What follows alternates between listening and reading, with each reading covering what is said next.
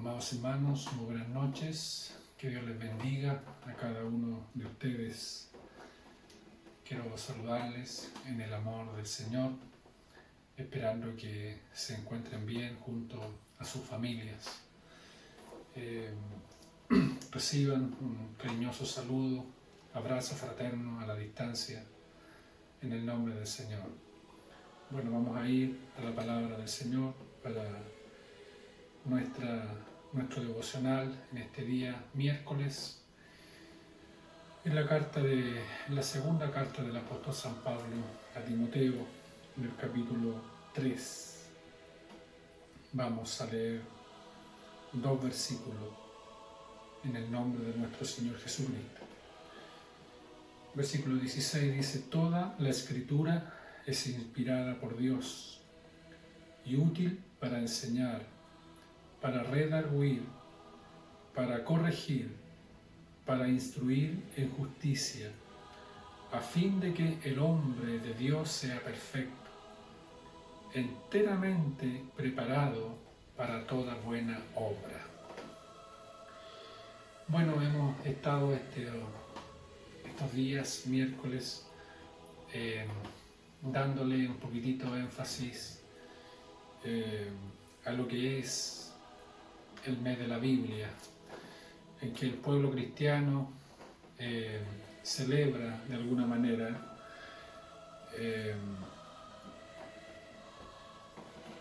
cuánto nos ha costado, cuánto costó en sus inicios tener la Escritura, la palabra de Dios, pero también cómo Dios a través de los tiempos, Él se ha provisto de diferentes formas, maneras, para que su palabra sea y esté al alcance del hombre, del ser humano.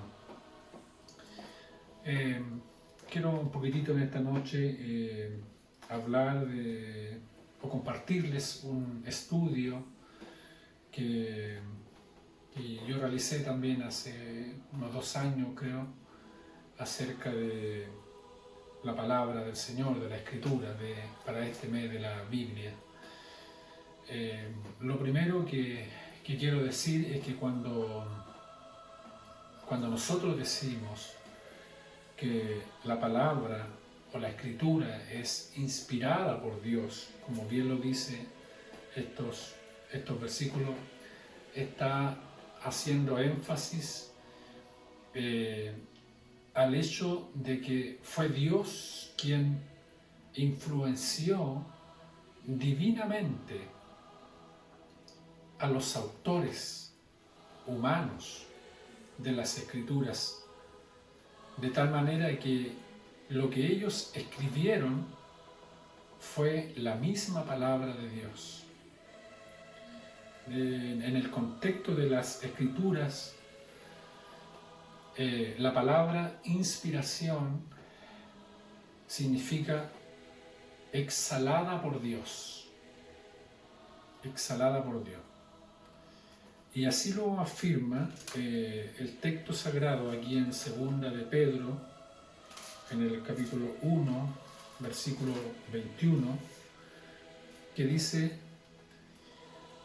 voy a leer el 20 también, dice: entendiendo primero esto, que ninguna profecía de la Escritura es de interpretación privada, porque nunca la profecía fue traída por voluntad humana, sino que los santos hombres de Dios hablaron siendo inspirados por el Espíritu Santo. O sea que podemos deducir, ¿verdad?, en esto, de que es Dios mismo, el Espíritu Santo, que está detrás del proceso de escritura, compilación, distribución y permanencia de la palabra de Dios. El Espíritu Santo no solamente inspiró a estos hombres, a estos santos hombres, para que transcribieran lo que Dios mismo les dictó que lo hicieran, sino que Él también, como bien leí, ¿no es cierto?, está detrás del proceso de escritura, compilación, distribución y también de permanencia de la palabra de Dios. Entonces, conocer cómo Dios lo hizo, ¿verdad? Usando a diferentes instrumentos humanos totalmente distintos el uno del otro, distintas épocas. Tenemos que recordar o hacer este alcance de que la palabra de Dios no fue escrita en un día, ni 2 días, ni 3 días, sino que se usaron a lo menos 16 siglos. O sea, estamos hablando de 1600 años. Épocas totalmente distintas, culturas diferentes y personas distintas también. A lo menos 40 personas, 40 hombres, instrumentos de Dios para llevar a cabo esta labor tan grande, tan maravillosa. Sin embargo, hermano, milagrosamente la palabra de Dios, a pesar de todas estas dificultades que nosotros podríamos llamar humanamente hablando, 16 siglos, ¿verdad?, culturas distintas, 40 autores, pero sin embargo, milagrosamente, sobrenaturalmente, conserva la Escritura un hilo conductor común y tiene un propósito determinado de principio a fin. ¿Cuál es ese propósito? La salvación del hombre a través de Jesucristo. Amados hermanos, entonces nosotros hoy día, como creyentes, como cristianos, no solamente tenemos que ser agradecidos, sino valorar todo este trabajo, que si bien es cierto, Dios está detrás de todo, ¿verdad? Pero ¿cuánto costó en aquel tiempo para muchos cristianos tener una Biblia? Yo estoy preparando un estudio que de hecho va a salir en las próximas reuniones que vamos a tener locales acá en la iglesia, pero quiero adelantarle algún detalle a ustedes como una primicia solamente. Me ha tocado hacer un tema acerca de la Biblia y su difusión en el mundo. ¿Cuánto le costó a los primeros hermanos tener una Biblia? Miren lo que les voy a leer. En el tiempo de Gutenberg, ¿no es cierto?, que fue cuando se imprimió la primera Biblia, dice, la Biblia tomaba 3 años en copiarse. 3 años. Monjes en los conventos iban con sus manuscritos en piel e iban escribiendo versículo tras versículo. Para nosotros hoy nos resulta algo extraordinario, por supuesto, visualizar, ¿verdad?, entender con qué pasión estos hombres sentían en sus corazones para poder transcribir la palabra de Dios con el propósito de que ella fuese comunicada a otras personas también. Pero no solo se tomaba 3 años en copiarse una Biblia, sino que además se necesitaba 170 terneros 170 terneros para escribir una Biblia. O sea, podemos decir que una Biblia costaba la vida de 170 terneros. O sea que el costo, más o menos en el estudio sacaba esa conclusión, que el costo para tener una Biblia en ese tiempo era el equivalente a unos $89.000.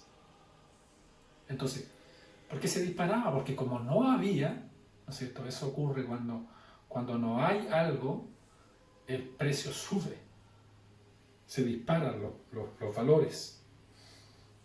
Cuando se inventó la impresora por Gutenberg, cambia ahora. La tecnología vino a ser una bendición porque ahí se produjo un cambio tremendo. La tecnología permitió que en 3 años empezaran a hacer 180 Biblias. Note usted la diferencia. Si al principio, ¿no es cierto?, hacer una Biblia, copiar una Biblia se demoraban 3 años, la tecnología lo que hizo fue que en 3 años se empezaran a hacer 180 Biblias. Gloria sea a Dios.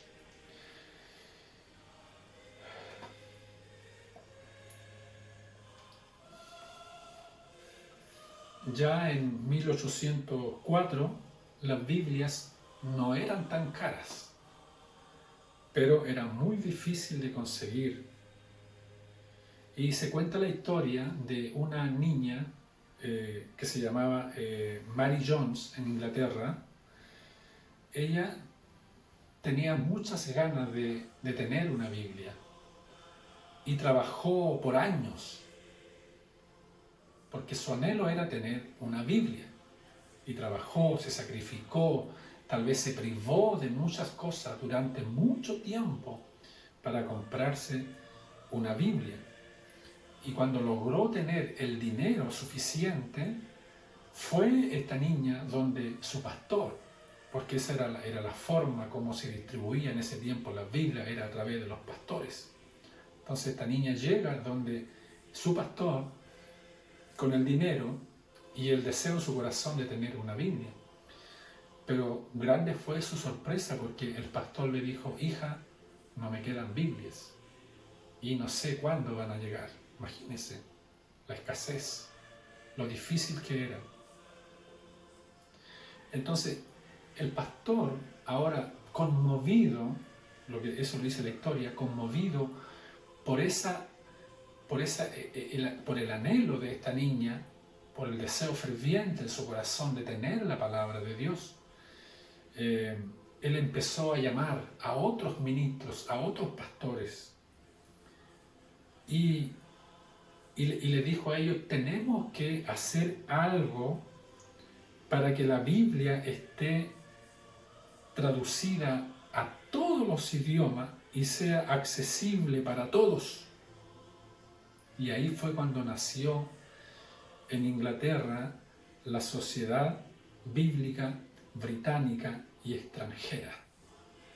Mire qué interesante ese detalle. Cómo Dios fue moviendo todas las cosas para que la palabra pudiese llegar a todos. Entonces, nosotros hoy día tenemos que ser agradecidos, amados hermanos, porque tenemos a nuestro alcance la palabra de Dios. La Biblia en el principio se escribió a 3 idiomas, que fue el hebreo, el griego y el arameo. ¿Qué materiales se usaron? Bueno, dentro de lo más importante, digamos, o que tiene mayor relevancia, tenemos las piedras, ¿cierto? Si vamos nosotros allá al Éxodo capítulo 31, ¿verdad? Ahí vemos cuando Dios le habla a Moisés y le entrega a Dios a Moisés los 10 mandamientos escritos en piedra, que es lo que bien nosotros llamamos las tablas de la ley, ¿verdad? Entonces se escribieron, en un principio la Biblia se escribió en piedra. También se usó el papiro. El papiro fue una invención de los egipcios. Era una planta de varios metros de altura y muy delgadita que se cultivaba en la ribera del río Nilo. Al momento de procesarlo se extraían unos filamentos pegajosos que se iban uniendo uno al lado del otro. El problema de esto era que eran de muy corta duración, a lo menos o a lo más duraba 6 meses el papiro. Y en ella se escribió gran parte del Nuevo Testamento y gran parte del Antiguo Testamento también. De hecho, cuando la Escritura nos muestra a las parteras que escondieron, ¿verdad?, a Moisés y lo colocaron, ¿verdad?, en unos junquillos, dice ahí, Éxodo capítulo 2, versículo 3, dice que la colocaron en una horquilla de juncos. Bueno, en el original esa palabra es en un canastillo de papiro, o sea, en eso también se usó para escribir la palabra del Señor. El pergamino también se usó para escribir la palabra de Dios, pero era muy caro y duradero. Y también se usó la tinta para escribir la Biblia. ¿Y cuál era esa tinta? Era el hollín de los hornos, que se mezclaba, se diluía en agua y eso servía para escribir la palabra de Dios. Las traducciones de la Biblia, toda traducción es un acto de interpretación, entre comillas, ¿no es cierto? Ahí, entre paréntesis, no hay traducción perfecta. Lo único perfecto son los manuscritos originales. Eso no significa de que la palabra de Dios tenga errores, no, en ninguna manera, porque la palabra de Dios es inerrante e imperfecta, la palabra del Señor.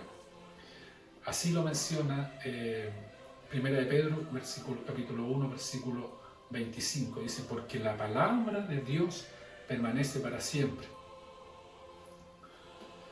Amados hermanos, a través de los tiempos, la palabra de Dios también ha sufrido mucha persecución. Pero a pesar de todo eso, la palabra de Dios se mantiene. Dios se encarga de sostenerla, de preservarla en medio de la persecución. Los martillos de la persecución, la burla, la crítica, el liberalismo y el ateísmo han dado sus golpes malvados en el yunque divino de la palabra de Dios. Todos ellos han caído, pero la palabra de Dios permanece para siempre. Así lo revela Hebreos capítulo 4, versículo 12, dice, porque la palabra de Dios es viva y eficaz, y es más cortante que toda espada de 2 filos, y penetra hasta partir el alma y el espíritu, las coyunturas y los tuétanos, y discierne los pensamientos y las intenciones del corazón. También se dice que en el año 303 después de Cristo, el emperador Diocleciano creyó que había destruido, mire qué importante este detalle, creyó que había destruido todas las Biblias. Después de muchos años de matanza y destrucción, erigió una columna de victoria sobre las cenizas de una Biblia quemada. Y ahí decía, el nombre cristiano ha sido extinguido.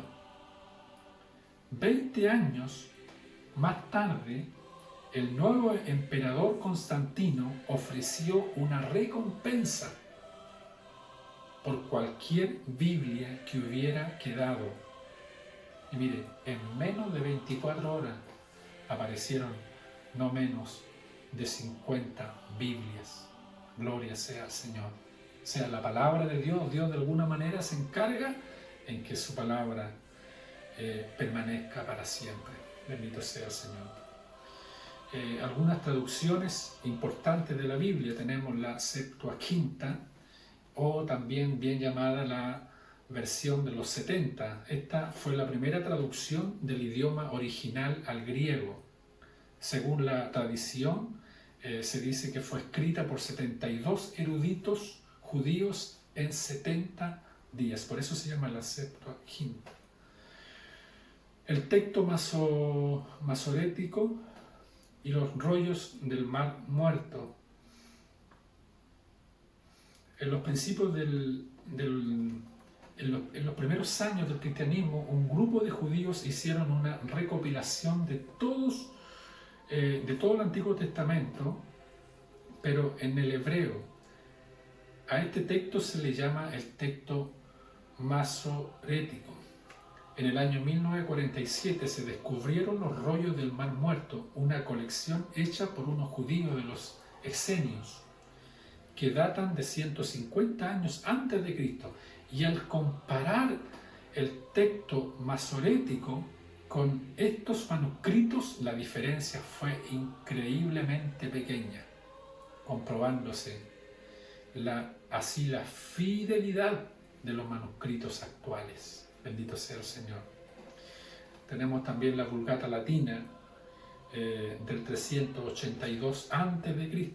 Esa fue la primera traducción de los idiomas originales al latín por Jerónimo Estridón.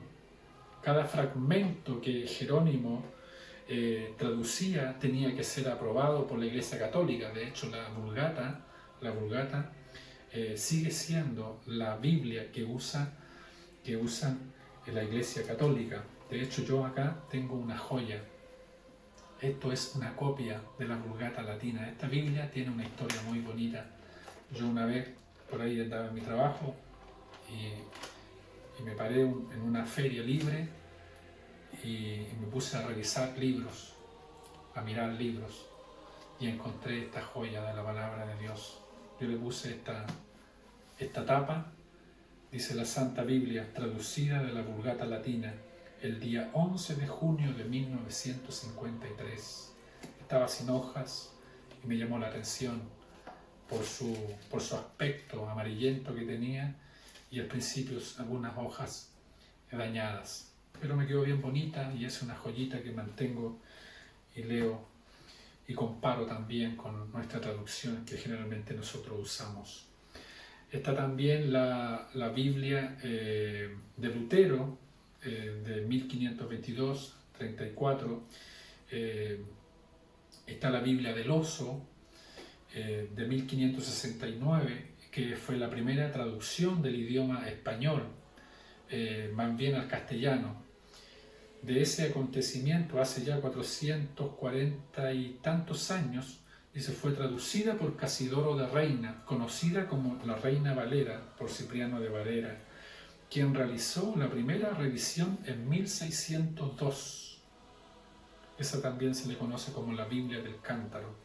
Y encontré aquí un detalle importante, dice, en su exhortación al cristiano lector, dice Cipriano de Valera, nuestro buen Dios y Padre, que tanto desea y procura nuestra salvación y que ninguno de nosotros se pierda por ignorancia, sino que todos vengan al conocimiento de la verdad y que así sean salvos, nos manda muy expresamente, y no en un lugar, sino en muchos, que leamos la Sagrada Escritura, que la meditemos, que la escudriñemos.